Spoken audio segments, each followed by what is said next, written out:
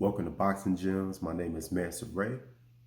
Thank y'all for tuning in to the first ever edition of Boxing Gems. And today's video, man, we're gonna be talking about Tony Harrison versus Jermell Charlo 2.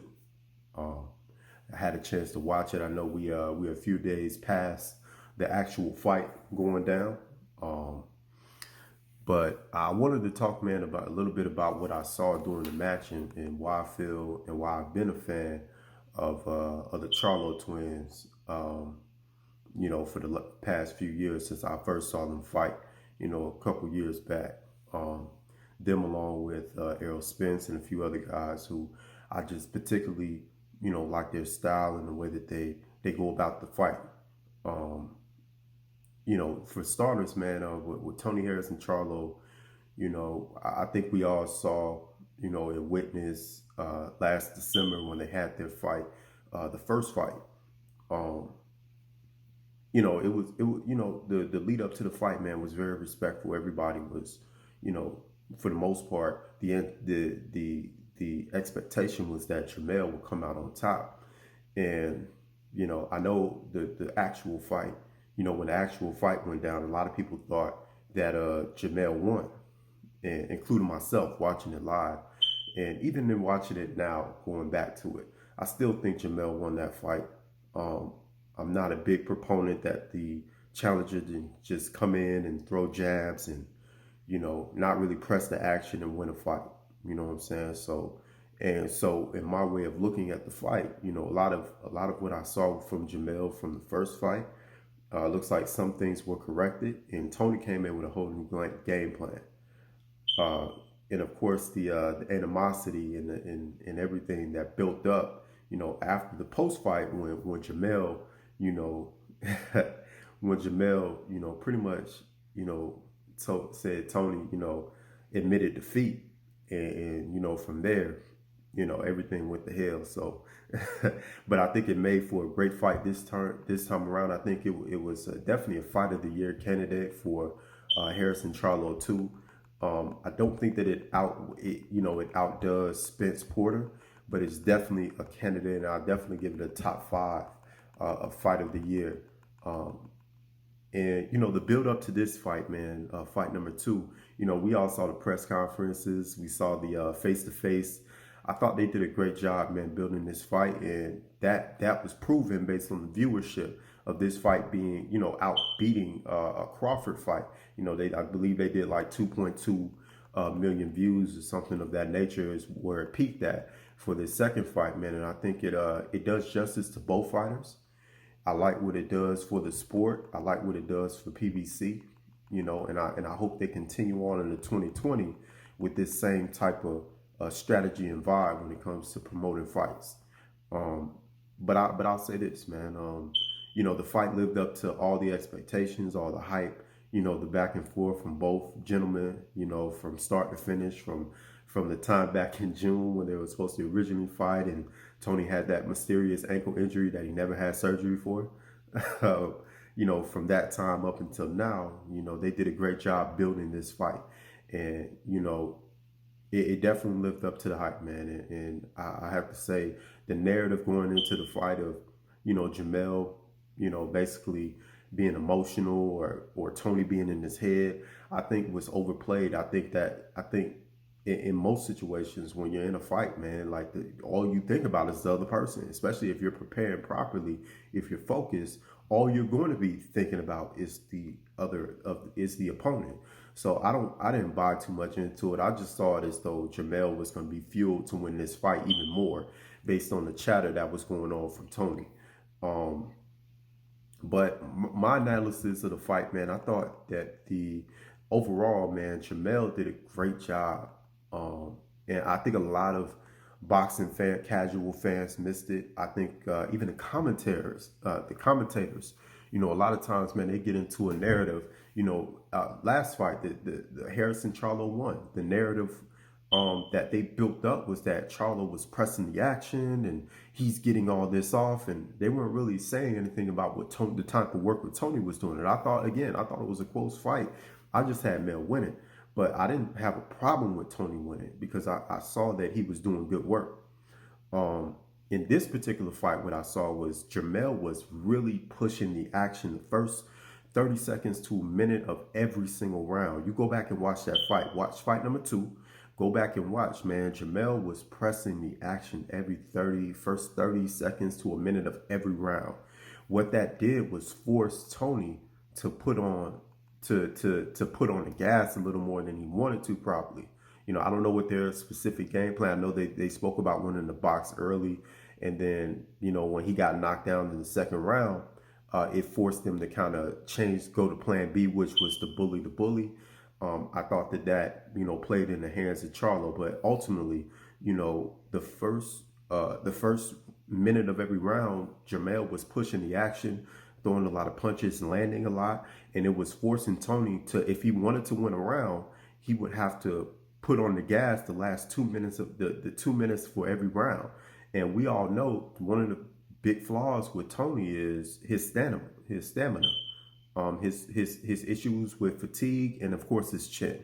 But the chin part comes with him being tired. He's never been knocked out early.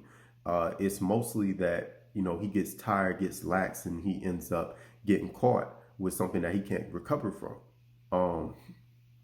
I thought that Tony throughout the fight, man, he did well, man. And I saw from beginning to end, man, I saw Jermell throwing a lot of body work. He was doing great body work from start to finish. Every single round from early on, consistently tagging that body.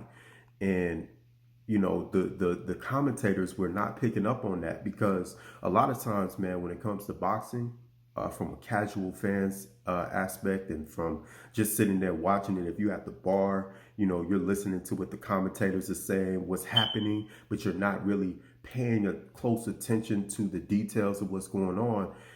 Those head snapping shots from Tony, because Tony was doing great work on the inside, he was doing great work from the outside. He was tagging Mel with some head shots that was snapping his head back, and those get the oohs and ahs from the fans. Those catch the attention of the commentators, because most of the time it's the headshots that are going to be the key focus on most of a fight.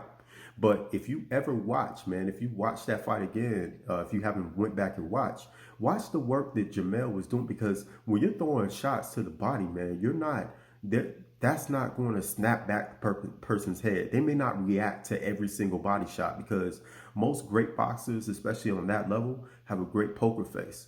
They're not going to show that a body shot, hurt them particularly, but what Jermell was able to do, he was able to consistently land that body shot.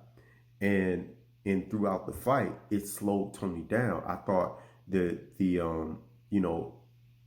Tony was able to, stay on the inside. I thought Mel did tremendous. I didn't expect Jermell to be as good on the inside as he was throughout that fight. He did great work on the inside.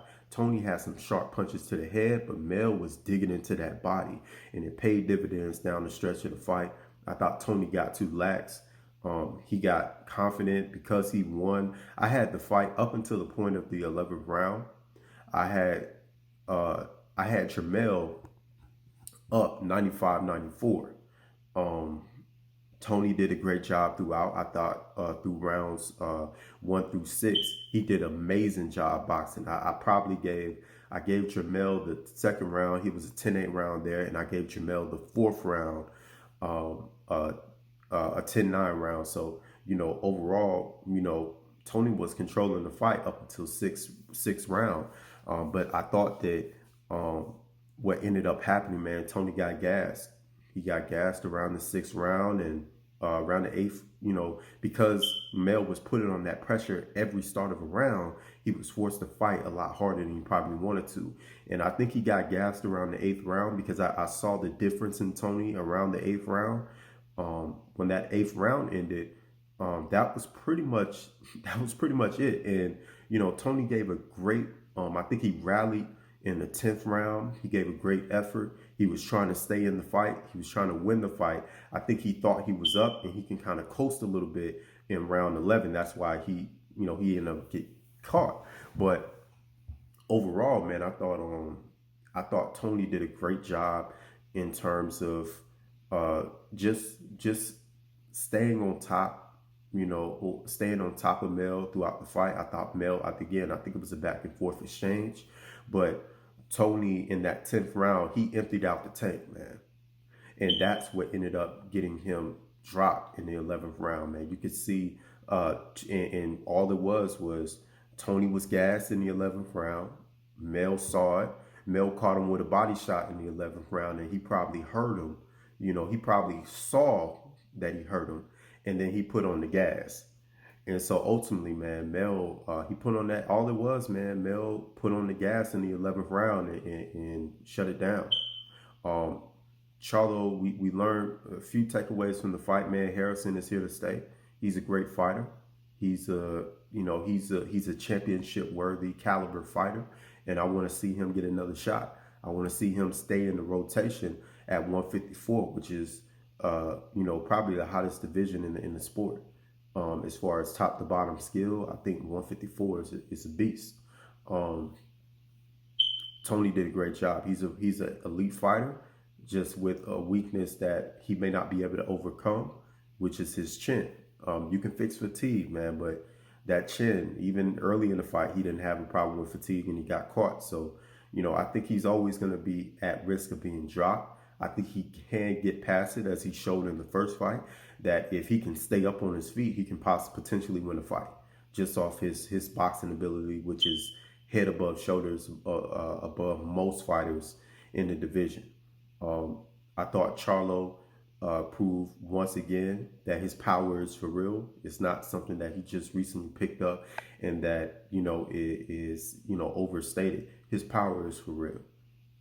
He's the most conditioned fighter I've ever seen, other than Floyd Mayweather, that can stay. Him and Jermell, really. If you look at both of them, man, they never tire for a 12-round fight, and I can easily see Jermell doing a 15-round fight and not gassing at all. I thought he was tremendous during this fight, man, and once again, man, them Charlo boys, they came up with a dub, and I think moving forward it's gonna be great, great action at 154. I can't wait to see what's happening with the division from here. I think that what's next for Tony. Tony just has to really stay in the rotation, stay busy. I don't want to see him take a long layoff. I want to see Tony get back in the ring, maybe 4 months from now or so, take a little short break, but get in there, man, and get back into the mix. I think Tony Harrison versus Erickson Lubin would be a huge match. I think that would be a great match to set up for another title shot for either Tony or Lubin. And I'm looking forward to something of that nature for Tony. I think he's proven himself through this fight that he's an elite fighter. And I like what he does for the sport, in that even in a loss, it seems as though his profile has been increased. And it looks like his fan base is, I became a fan of Tony, after this. I've known about Tony, but I became a fan of Tony since he's won that first fight, And though I'm rooting for Mel and I thought Mel would win, and ultimately he did win, I still become a Tony Harrison fan, and I look forward to following him and seeing what he does next. As far as Charlo, I think it's a clear path to a unification bout with Julian Williams. It shouldn't be too much red tape around that. I think they can make that fight happen in 2020. It's a 50-50 fight. I'm a Charlo fan, supporter. I roll with LionsOnly, tough. You won't get me to pick over them most cases. And even though this is a 50-50 fight, I feel Jermell would still have my support in that fight. And, I think it'd be a great fight for the sport, man. It's going to be an amazing fight. So, with all that said, man, I appreciate y'all for, hanging in there with me. We're gonna be doing a lot of talk on boxing, of course. A lot of breakdowns. I'll do some film studies if you guys are interested. I'm gonna need at least 100 likes. I'm gonna need at least some comments. Somebody telling me that y'all want the full breakdown of the fight. I can do from start to finish, from round 1 to round 12. We can give you a fight breakdown. But yeah, man, I appreciate y'all for tuning in. Boxing Gyms, Mesa Ray. We out. One.